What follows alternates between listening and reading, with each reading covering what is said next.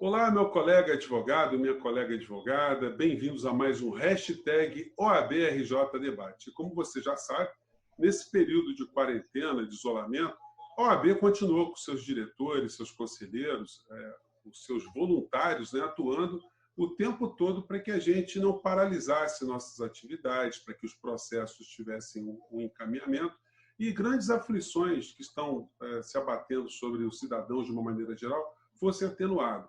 E hoje, para tratar de um assunto que é um assunto muito importante, muito caro para a gente nessa área, eu estou aqui com a doutora Evelyn Lessa, ela que é coordenadora de prerrogativas previdenciárias da OAB do Rio de Janeiro, ela é especializada em direito previdenciário e presidente da comissão também previdenciária da OAB de Nova Iguaçu. Doutora Evelyn, muito obrigado por estar aqui com a gente, nosso papo aqui. E eu queria começar esse nosso encontro te perguntando o que a OAB tem feito em relação a esses problemas todos que se abateram sobre esse tema previdenciário aqui no estado do Rio de Janeiro. Olá, obrigada pelo convite, é uma honra estar aqui. A OAB vem trabalhando há muito tempo pela advocacia previdenciarista e isso foi fundamental nesse momento, porque há anos atrás, a única maneira da gente dar entrada no benefício era indo até a agência da Previdência.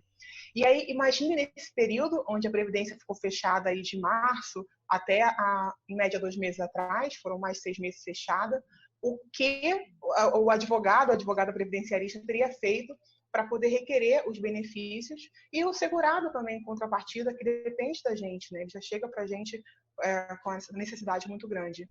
Então, desde 2018, existe já um acordo de cooperação técnica entre a OAB e o INSS, que vem progredindo, vem melhorando a cada dia. A gente sabe que tecnologia sempre tem o que evoluir, mas vem progredindo muito. E foi graças a isso que a gente conseguiu, durante toda a pandemia, protocolar requerimentos, consultar processos, fazer todo o procedimento necessário. Uhum. E como é que nasceu essa parceria, doutora Evelyn?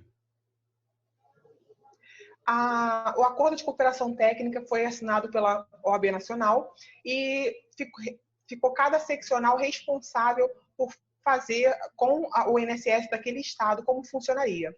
Então, à época, né, aproximadamente 2 anos atrás, a Comissão de Direito Previdenciário da seccional RJ fez esse acordo de cooperação técnica e, a partir dele, começou a ser criado o sistema que a gente chama de sistema SAG, que é o requerimento usado pela advogada previdenciarista, para poder ter acesso aos benefícios.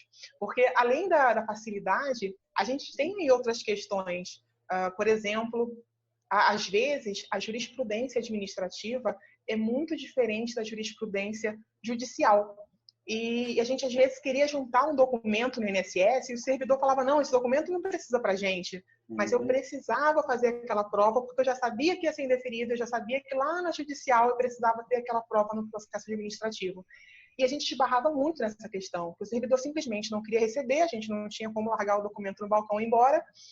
E com o processo eletrônico administrativo, com esse convênio, esse acordo de cooperação técnica, isso também foi uma questão que foi sanada totalmente, porque a gente protocola lá todos os documentos, o INSS vai analisar o que ele achar de direito, mas os documentos todos que eu preciso estarão lá devidamente anexados. Como é que está a situação? E acabou... Pode falar, por favor. E aí acabou que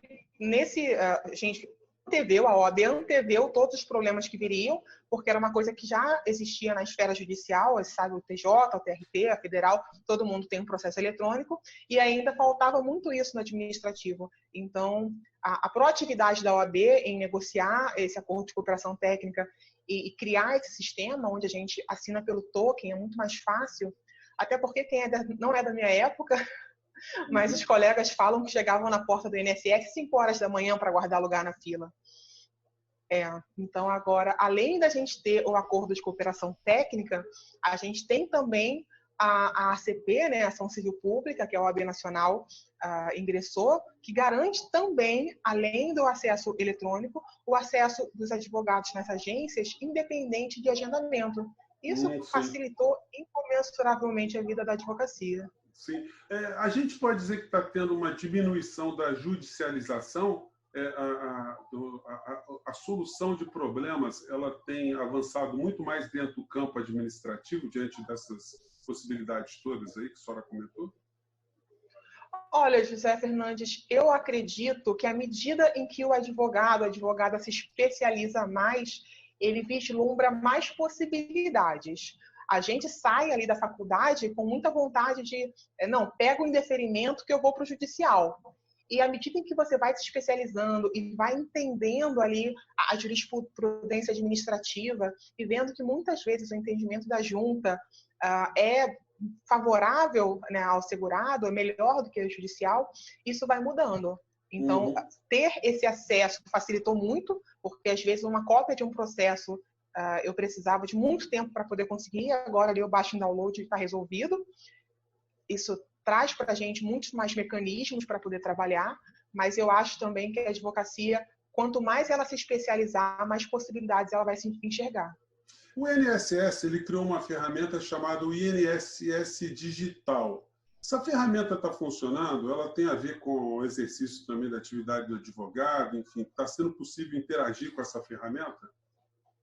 Tem. O INSS Digital, ele foi o resultado desse acordo de cooperação técnica.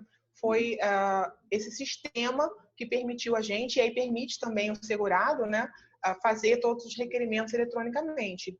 É muito importante, a gente tem porque são coisas diferentes. Eu posso acessar com os dados do segurado e eu posso acessar com a minha senha, com o cadastro que eu faço na OAB, seja na subseção ou na seccional. E a gente vê ainda muitos colegas que pegam ali o cadastro do cliente e fazem o requerimento pelo cadastro do cliente. Não recomendo, porque a gente perde a questão da contagem de prazo, não fica cadastrado na sua OAB, gera uma série de consequências. Então, eu pessoalmente, eu pego esse cadastro do cliente, do meu INSS do cliente, para fazer uma análise inicial, para saber se vale a pena fazer algum tipo de procedimento, e à medida em que eu constato que vale sim a pena, eu faço lá pelo sistema da advocacia, que é um sistema que tem esse convênio com a OAB, que a gente faz o cadastro na seccional para poder ter acesso. Mas até o fato do segurado ter esse sistema também facilita muito, porque antes de saber se eu poderia pegar ou não aquele processo, eu já tinha que ir para a fila do INSS, pedir o CNIS daquele segurado para começar a analisar. E agora o cliente entra aqui, senta, em 20 minutos eu estou com o CNIS na mão, sem maiores dificuldades. É melhor para ele, para mim. Sim. Ainda mais que o segurado, o nosso cliente, né, não completamente, a gente tem aí a advocacia empresarial previdenciária, mas na grande maioria é hipossuficiente técnico, é o idoso tentando se aposentar, às vezes a pessoa com deficiência que está precisando de um benefício assistencial. Então, era uma série de dificuldades que, para eles também, eram muito difíceis de serem combatidas. Isso facilitou muito. E com a reforma da Previdência, doutora Evelyn, a situação ficou em que patamar, né? Porque a gente pegou agora um sistema que tem uma parcela que já tinha direito adquirido, tinha uma parcela que não tinha, tem uma migração, enfim, eu fico imaginando a dificuldade que está sendo operar no meio dessa mudança, né? Qual é a percepção que a senhora tem dessa história? Sim, e a gente tem uma dificuldade, ou uma característica, não sei se é uma dificuldade, mas porque quando muda a legislação, normalmente a gente usa mais benéfica, e no previdenciário não. O tempo rege o ato, independente de se é o mais benéfico ou não.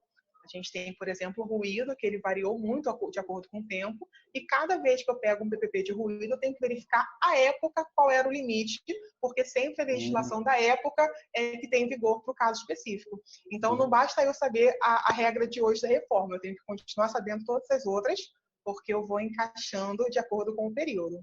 E aí, quem implementou todas as condições, por exemplo, eu tenho o tempo para me aposentar, eu tenho a idade para me aposentar, e eu não me aposentei, mas eu tenho isso antes da reforma. Ok, eu de fato tenho direito adquirido, problema nenhum. Agora, mesmo que eu não tenha solicitado, tendo solicitado ou não, mas eu implementei todas as condições antes. Agora, se não, se eu já vinha contribuindo, mas quando eu alcancei o tempo foi após a reforma, já não é mais um direito totalmente adquirido. Eu vou entrar na regra de transição. Sim. E aí, gente, são regras, tem várias regras de transição diferentes, e o valor do salário varia muito, o benefício varia muito. Então, é muito importante, e também é uma possibilidade de trabalho para a advocacia, que a gente tem que verificar as possibilidades sempre, fazer o planejamento previdenciário. Você faz o planejamento previdenciário, qualquer pessoa pode fazer, independente de estar próxima a aposentar ou não, e aí ela vai ter a informação de quando ela vai se aposentar aproximadamente, se é melhor uma regra de transição ou a outra. Às vezes, normalmente a regra antiga é mais benéfica, mas nem sempre tem situações onde isso pode variar. E aí, às vezes, o pedágio de 50%, de 50% para o de 100%, faria muito benefício e o tempo não é tanto assim. Com esse planejamento previdenciário em mãos, a pessoa vendo ali quanto que é a estimativa dela de benefício em cada regra, a variação de tempo em cada regra, aí sim fica muito mais fácil optar. Sim. Então, eu sugiro, quem não faz ainda, que faça o planejamento previdenciário, que oriente seus clientes a fazer. É trabalho para a gente e é muito melhor para o segurado também. Sim, uma grande questão que sempre se abateu sobre a questão previdenciária é com relação às provas, né? Porque boa parte das pessoas, dos trabalhadores brasileiros, eles perdem o registro do tempo que trabalhou, enfim. Para essa gente que estava nessa condição, existe também alternativas para se resolver o problema? Olha, eu sempre brinco que se eu ganhasse R$1 por cada cliente que me fala que a enchente levou a carteira, não precisava advogar. Porque a gente tem que fazer uma campanha para guardarem a carteira num lugar mais alto. É impressionante como isso acontece, é muito. E quando o tempo consta todo no CNIS, quando a empresa contribuiu certinho, o INSS identificou os dados corretamente, aí não tem problema nenhum, ele não precisa. O problema é quando está faltando. Às vezes a gente identifica, e aí no planejamento, a gente também vê isso, porque às vezes o segurado acha que planejar é apertar aquele botão de simulação que tem lá no INSS e ver o resultado. Não é. A gente tem que conferir vínculo por vínculo, ver o que foi pago dentro do vencimento, o que não foi, o que a empresa repassou, o que não repassou. E aí, quando tem, por exemplo, um vínculo que o segurado não tem mais a carteira de trabalho e não consta no CNIS, a gente tem que buscar outros meios de prova. Às vezes tem o fundo de garantia, às vezes tem o TRCT, outra prova qualquer. Tem a justificativa administrativa, que a gente pede ao INSS para que ouça testemunhas, às vezes tem foto da época. Então, é analisar tudo que ele tem. É muito importante a gente conversar com muita calma, porque a gente vai puxando as informações aos poucos, porque eles às vezes não têm noção da importância que aquilo pode ter para o processo, e aí filtrando o que pode servir como prova.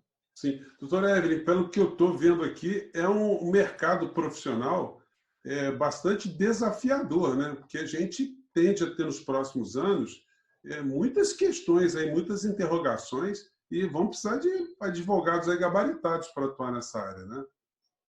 Exatamente. É muito promissor também, mas foi exatamente o que o doutor falou. Tem que ter muita gente qualificada, a legislação muda muito, o tempo todo muda, a gente está numa fase onde o país passa por muita mudança, um período de transição muito forte, e a gente tem que saber toda a legislação. Como eu falei, o tempo rege o ato, a gente tem que estar conhecendo tudo isso, porque eu recebo muita gente que acha que não tem mais solução. E quando você conversa com calma e verifica todas as possibilidades, vale a pena. Então, eu sou apaixonada por isso. Gente, olha, e com essa fala da doutora Evelyn Lessa, a gente vai encerrando nosso programa e convido vocês a entrarem sempre no site da OAB, a visitarem as comissões, conhecerem os profissionais, tentarem contato, como, por exemplo, com a doutora Evelyn, sempre para conseguir algum tipo de orientação, mais algum subsídio. Continue a mandar suas críticas, suas sugestões, acompanhar o nosso programa no site da OAB, no site da CARRES e também no YouTube. Divulgue os nossos programas.